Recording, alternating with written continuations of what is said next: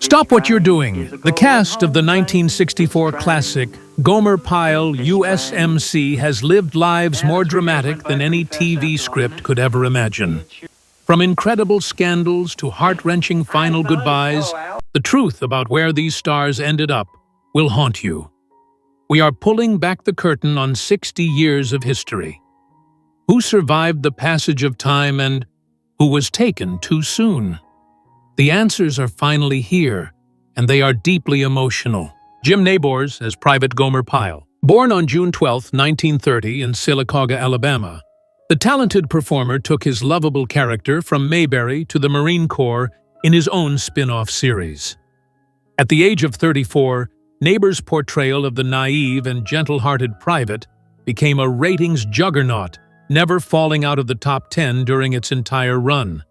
His sweetly delivered catchphrases like Shazam and surprise, surprise, surprise became cultural staples, and the character's innocence provided a comforting escape for audiences during the socially turbulent 1960s. Despite the character's high-pitched southern drawl and bumbling demeanor, Jim Nabors possessed a rich operatic baritone voice and a sharp intelligence that stood in stark contrast to Gomer Pyle. This disparity created a professional cage. While the role made him a star, it led to severe typecasting that made it nearly impossible for him to be taken seriously in dramatic roles. Nabors actually chose to cancel the show himself after 5 seasons because he felt stifled by the character, yet he struggled to find consistent acting work afterward, pivoting instead to hosting variety shows and recording music to distance himself from the persona that defined his career. In his later years, Nabors largely stepped away from Hollywood, relocating to a quiet life in Hawaii, where he cultivated a macadamia nut farm. He remained a cherished figure in the sports world, singing "Back Home Again in Indiana" at the Indianapolis 500 for nearly 40 years.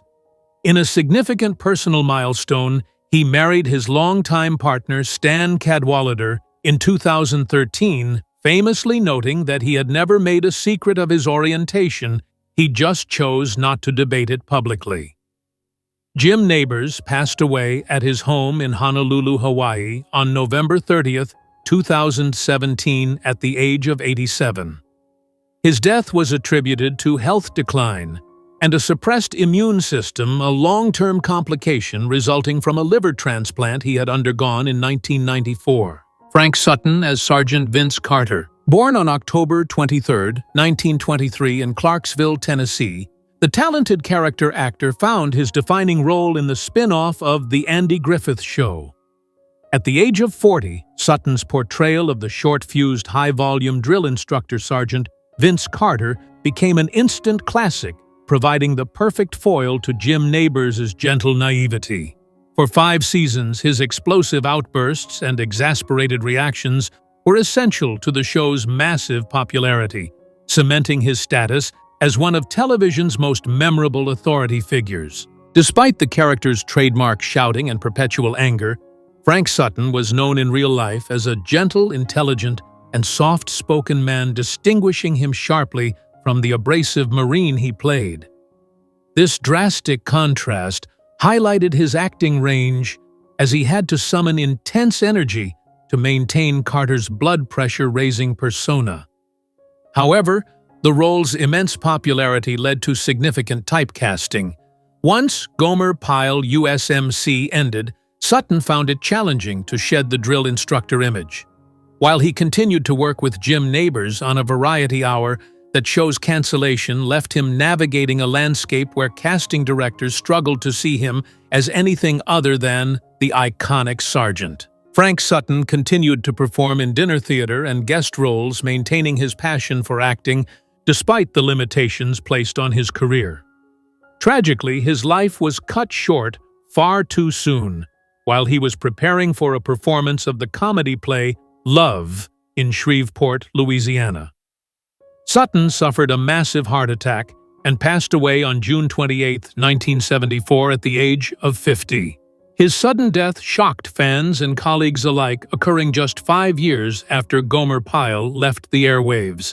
He was buried in his hometown of Clarksville, Tennessee, remembered as a dedicated family man and one half of one of the greatest comedy duos in television history. Rob Reiner as Moondog/Third Recruit, born on March 6, 1947, in the Bronx, New York, the son of comedy legend Carl Reiner began carving his own path in Hollywood with guest appearances on 1960s sitcoms.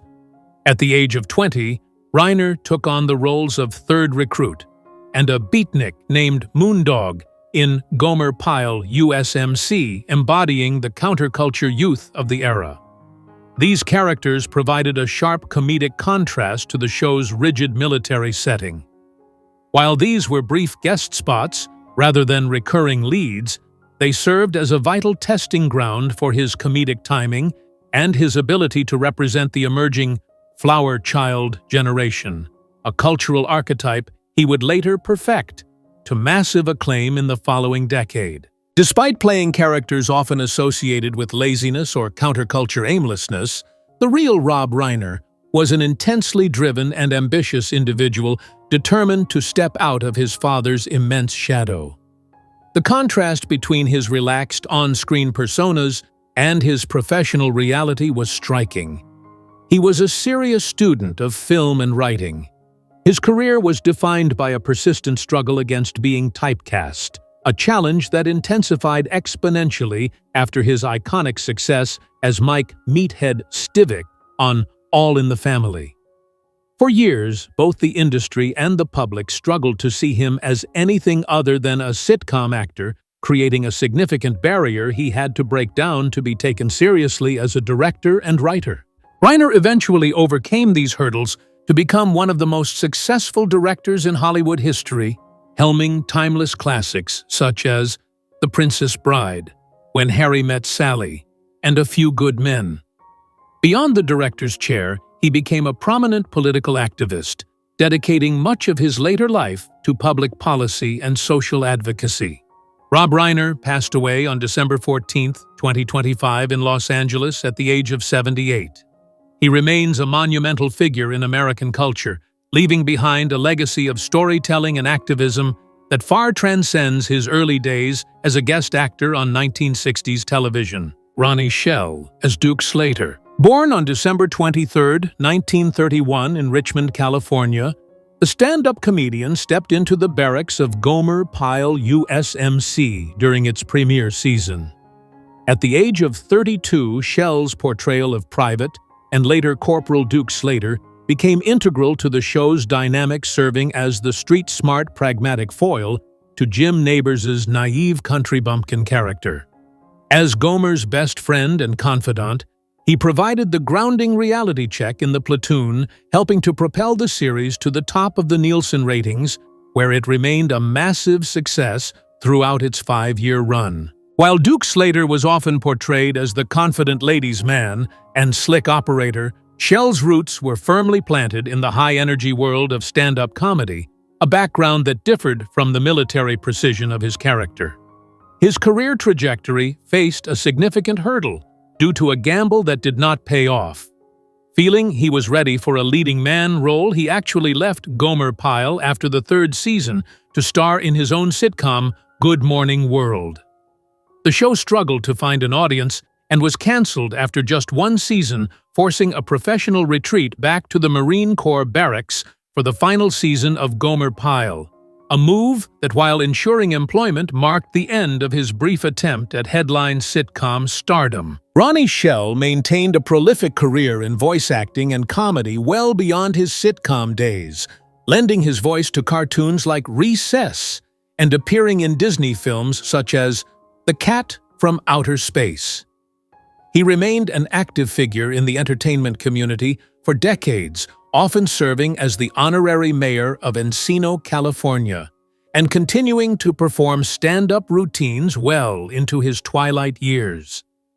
As of 2026, at the age of 94, he is one of the few surviving cast members of the series living in retirement in Southern California, while occasionally participating in classic television conventions that celebrate the show's enduring legacy. Elizabeth McCrae as Luann Poovey, born on February 22, 1936, in Columbia, South Carolina. She joined the cast of the hit military sitcom during its third season. At the age of 30, McCrae's portrayal of Luann Poovey, the sweet-natured nightclub singer with a distinctively breathy Southern drawl, became a cultural touchstone for fans of the series. As Gomer Pyle's steady girlfriend, she provided a charming and hilarious counterpoint to the Marine's antics, successfully humanizing the main character and creating a dynamic that resonated with audiences long after the show originally aired. Despite the character's reputation as a naive and somewhat ditzy Southern belle, Elizabeth McCrae was an intelligent, thoroughly trained dramatic actress who had studied with the legendary Uta Hagen in New York. This contrast presented its own set of challenges as the industry frequently typecast her based on the specific vocal affectations and persona she adopted for Luann. Like many character actors of her generation, she faced the struggle of breaking out of a defining comedic mold to secure serious work, navigating a competitive industry where show cancellations and casting limitations were constant professional hurdles. Elizabeth McCrae continued to work steadily in the industry following her sitcom success, pivoting effectively to soap operas with significant roles in General Hospital and Guiding Light, and appearing in the acclaimed film The Conversation. She eventually retired from acting and returned to North Carolina, spending her later years involved in local community efforts and living a quiet life away from Hollywood. Elizabeth McCrae passed away in Fayetteville, North Carolina, on January 24, 2024, at the age of 88, leaving behind a legacy as a versatile performer who brought one of television's most endearing sweethearts to life. James Hong as Mr. Wong, born on February 22, 1929 in Minneapolis, Minnesota, the prolific character actor brought his comedic talents to Gomer Pyle U.S.M.C. in the mid-1960s. At the age of 36, Hong's portrayal of Mr. Wong, one of several roles he played on the series, provided a memorable comedic foil to the show's naive protagonist. While the role was relatively small within his vast filmography, it served as a prime example of his early ubiquity in Hollywood, contributing to a career foundation that would eventually see him become one of the most credited actors in history and a familiar face in American living rooms for generations. Despite the heavy accent and stereotypical mannerisms often required by roles like Mr. Wong, James Hong was a native-born American and a trained civil engineer with a degree from the University of Southern California. This contrast defined much of his early career. He was an articulate, serious artist, frequently forced into foreigner caricatures, laundrymen, waiters, and villains due to the industry's severe typecasting of Asian actors. Frustrated by these limited opportunities and the struggle to find dignified work, Hong channeled his hardships into action, co-founding the East-West Players to create a space where Asian American actors could perform roles beyond the narrow scope Hollywood offered them. James Hong continued to break barriers and worked tirelessly, accumulating over 600 credits in film, television, and voice acting, including iconic roles in Big Trouble in Little China, Blade Runner, and the Kung Fu Panda franchise. He experienced a massive career resurgence in his later years, culminating in a SAG award for his performance in the Best Picture-winning film Everything, Everywhere, All at Once, and receiving a long-overdue star on the Hollywood Walk of Fame in 2022. As of 2026, at the age of 97, James Hong is a living legend and remains active in the industry, celebrated as a trailblazer who overcame decades of Hollywood stereotypes to achieve global reverence. William Christopher as Private Lester Hummel. Born on October 20, 1932 in Evanston, Illinois, the soft-spoken actor began his journey to television recognition well before he donned the collar of a famous Army chaplain. At the age of 31, Christopher stepped into the boots of Private Lester Hummel, the bespectacled and studious recruit who served alongside the titular character. While a recurring role rather than a lead, Hummel represented the relatable everyday soldier trying to survive Sergeant Carter's tirades, providing a grounded counterpart to Gomer's antics, and helping to cement the show's status as a ratings juggernaut during its 5-season run. While often cast as the meek or naive subordinate on screen, William Christopher possessed a quiet strength and sharp intellect that far exceeded the simple soldiers he portrayed. A classics major in college with a deep love for Greek drama, he was far more learned than the bumbling recruits he often played.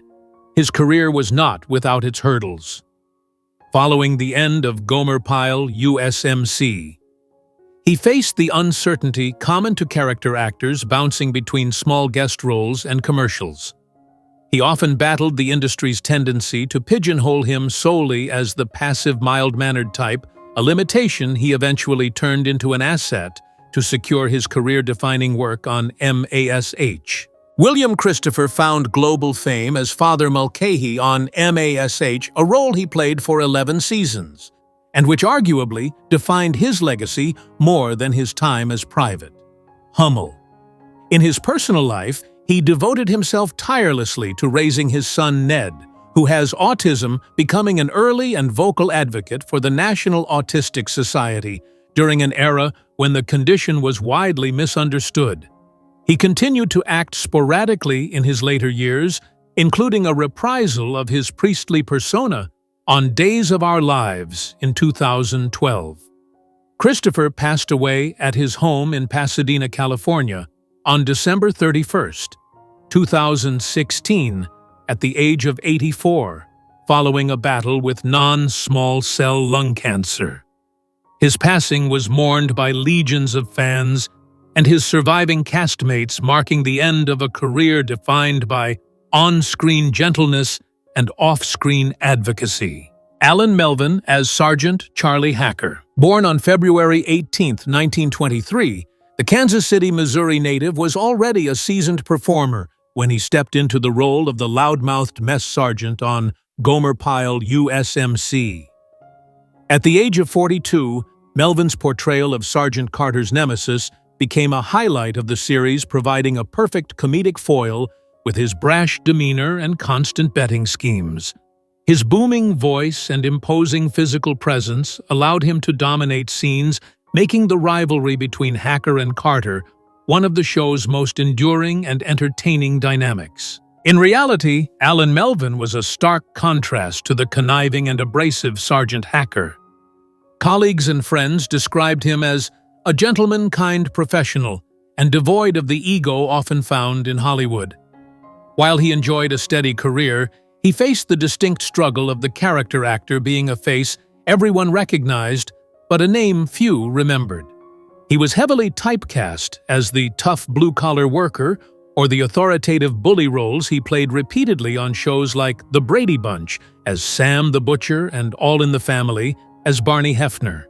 This typecasting, while providing consistent work, often limited his opportunities to showcase his broader dramatic range or secure leading roles. Alan Melvin continued to be a fixture in American entertainment, well after his time in the Marine Corps sitcom ended, finding immense success in voice acting for cartoons like Magilla Gorilla.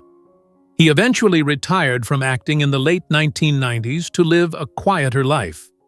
Melvin passed away at his home in Los Angeles, California on January 17, 2008, at the age of 84 from cancer. His death was mourned by generations of fans who had grown up watching him support television's biggest stars, leaving behind a legacy as one of the industry's most reliable and versatile talents. Barbara Stewart as Bunny. Born on January 3, 1930 in Paris, Illinois, the actress began her most recognizable recurring role on Gomer Pyle, U.S.M.C. during its initial run. At the age of 34, Stewart's portrayal of Bunny, the sweet-natured and infinitely patient girlfriend of the bombastic Sergeant Carter, became an essential counterweight to the show's shouting matches. She provided a calming feminine influence in the military sitcom, effectively serving as the only character capable of taming the drill instructor's explosive temper. Her performance made her a beloved fixture of 1960s television, creating a memorable legacy as the perfect comedic foil who brought genuine warmth to the barracks-based series. While the character of Bunny was often depicted as bubbly and somewhat domestic, Barbara Stewart was a sharp, versatile professional whose real-life persona was grounded in a serious dedication to her craft. Before landing her comedic niche, she often played tough dames or darker roles in crime dramas, a stark contrast to the wholesome image she projected on the sitcom. She faced the perennial struggle of the character actress, battling typecasting that frequently limited her to girlfriend or other woman roles despite her dramatic range. Additionally, the show's conclusion was a professional hurdle. Gomer Pyle ended while still a ratings smash because the lead actor moved on, forcing Stewart and the supporting cast to scramble for new footing in a rapidly changing 1970s television landscape. Barbara Stewart continued to work steadily in the industry for decades, securing a regular role on The McLean-Stevenson Show and making memorable guest appearances on hits like Three's Company, Taxi, and Nash Bridges. She was married to actor Dick Gautier, known for his role in Get Smart, though the union eventually ended in divorce. She spent her final years in retirement in St. George, Utah, stepping away from the Hollywood spotlight she had inhabited for over 50 years. Barbara Stewart passed away on May 15, 2011, at the age of 81 from natural causes. She was survived by 3 stepchildren and left behind a body of work that remains celebrated by fans of classic television. Forrest Compton as Lieutenant Colonel Edward Gray. Born on September 15, 1925 in Reading, Pennsylvania, the classically trained actor stepped into the shoes of authority on the hit sitcom Gomer Pyle, U.S.M.C. At the age of 39, Compton portrayed Lieutenant Colonel Edward Gray, the strict yet long-suffering base commander who often found himself caught in the chaos created by the bumbling Gomer Pyle. His performance provided the necessary gravitas to balance the show's slapstick humor, making Gray a memorable straight man, whose exasperation with the show's antics resonated with audiences for 5 successful seasons and became a staple of 1960s television. While Colonel Gray was defined by military rigidity and constant frustration, Forrest Compton was a gentlemanly, soft-spoken, and highly educated individual who had served in the 103rd Infantry Division during World War II before attending the Yale School of Drama. The transition to comedy was a shift for him. He approached the role with the seriousness of a dramatic actor, a technique that ironically heightened the humor but differed from his own polite demeanor. Like many character actors of his generation, he faced the volatility of the industry and the risk of being pigeonholed as a military authority figure, eventually transitioning to daytime television, where he had to navigate the grueling production schedules of soap operas and the industry's shifting landscape. Following his time in the Marine Corps sitcom, Compton achieved significant fame in a completely different genre, starring as District Attorney Mike Carr on the long-running soap opera The Edge of Night from 1971 until its abrupt cancellation in 1984. He continued to make guest appearances in television and film, but eventually retired to a quiet life in Shelter Island, New York, with his wife, actress Jan Sorrell. He remained active in local community theater and was a beloved figure in his town long after leaving the Hollywood spotlight. Forrest Compton passed away on April 4, 2020, at the age of 94 due to complications from COVID-19.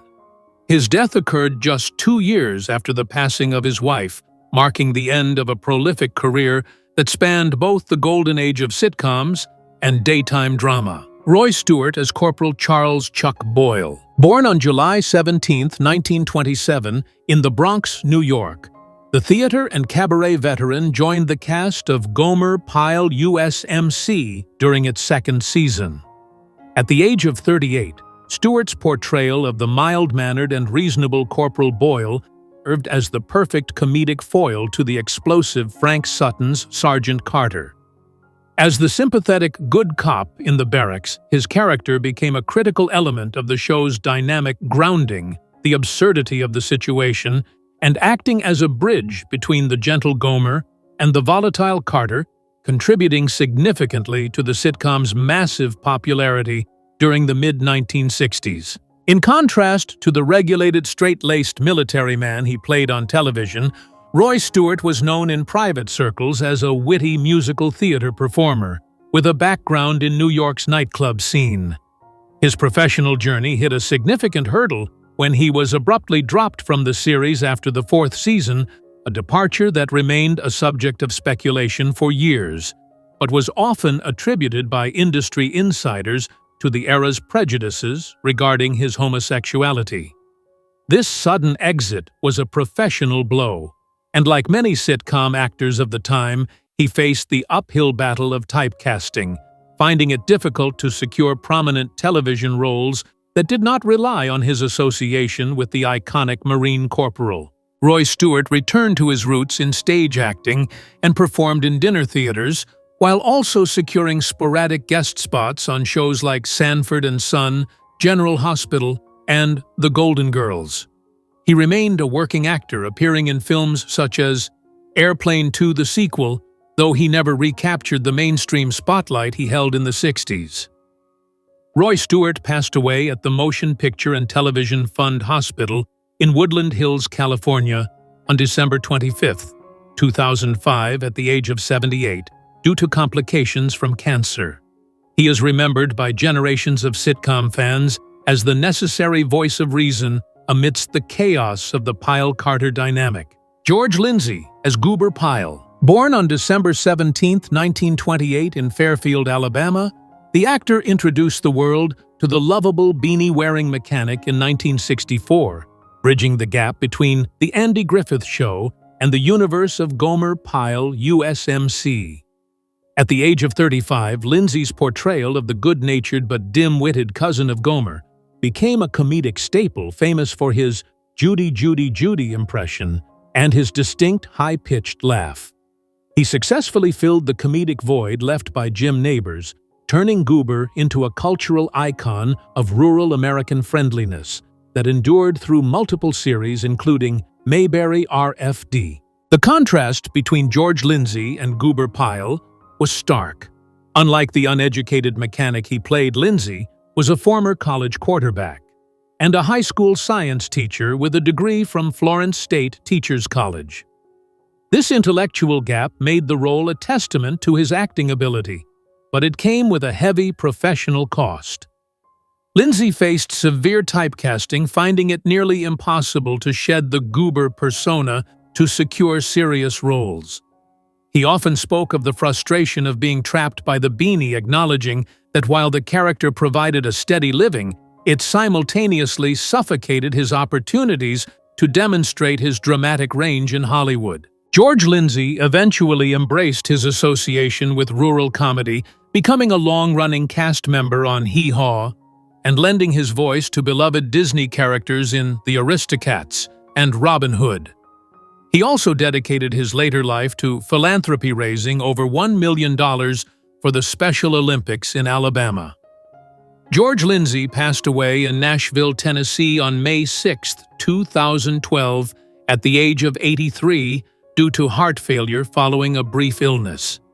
He was buried at Oak Hill Cemetery in Jasper, Alabama, and his death marked the end of an era for the surviving Mayberry cast, with his close friend and co-star Andy Griffith passing away just 2 months later. Larry Hovis as Private Larry Gorham. Born on February 20, 1936, the Wapato, Washington native began his significant run in military sitcoms with his appearance in the first season of Gomer Pyle, U.S.M.C.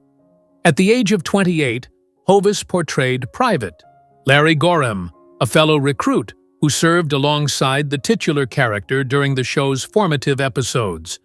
While his time in the platoon was shorter than his later television ventures, his performance contributed to the immediate success of the spin-off, helping to establish the camaraderie and comedic dynamic of the barracks that resonated with audiences across America. The on-screen persona of the naive or simple-minded soldier that Hovis often played stood in stark contrast to his real-life intellect and versatility. Hovis was a brilliant writer-producer and an accomplished jazz singer who initially moved to Hollywood with hopes of a musical career rather than acting. He faced the professional struggle of typecasting, particularly after leaving Gomer Pyle for Hogan's Heroes, which locked him into the public imagination as a dim-witted character, a role that belied his sharp wit and creative mind. Additionally, he found the industry's demands intrusive to his personal life, famously refusing to remove his wedding ring for filming, which forced him to wear gloves or keep his hand hidden in scenes symbolizing his resistance to letting his career overshadow his marriage. Larry Hovis spent his later years successfully transitioning to the other side of the camera and academia. He co-created and produced the game show Liars Club, and eventually left Hollywood to teach drama at Texas State University, where he was a beloved professor.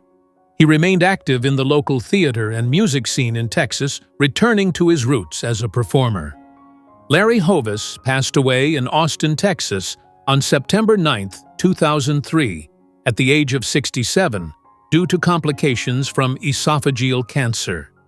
His death was mourned by both the classic television community and the hundreds of students he mentored during his tenure as an educator. Time may have changed the appearances of our favorite Marines, but it can never dim the brilliance of their performances.